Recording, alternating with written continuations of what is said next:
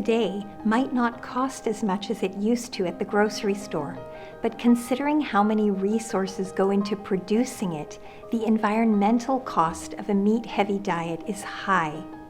At the same time, high meat diets can have a negative impact on our health, so that's another cost we need to take into account when we're deciding what to have for dinner. Many people are also concerned about the ethics of animal agriculture. What is life like for an animal raised to be a source of food? If animal welfare is something that interests you, there's a growing body of research to explore, and we'll include some of it in the resources section of this course. But for now, let's focus on the impact of large-scale meat production on the health of our planet. Compared with plant-based foods, meat production results in a much larger carbon footprint, or the total greenhouse gases resulting from the production of a food.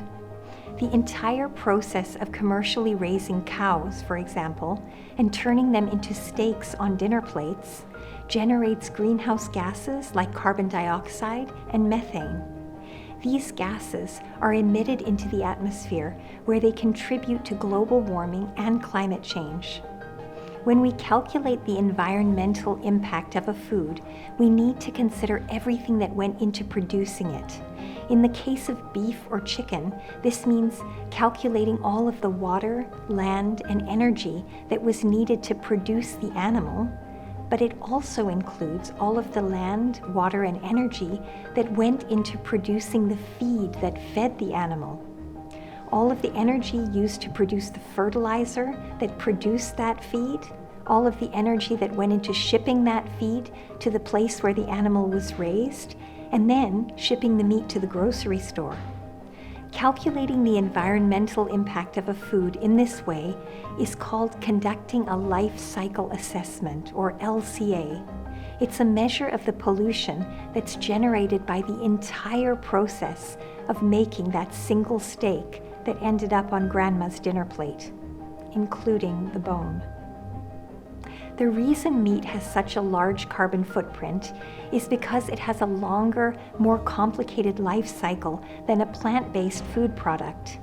If you eat 100 calories of bread, the life cycle assessment for that bread is relatively simple because it's mostly made of wheat.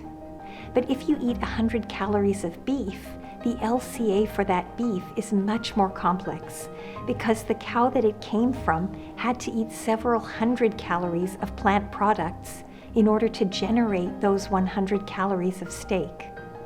The rate at which an animal's body can convert animal feed into meat is called a feed conversion ratio.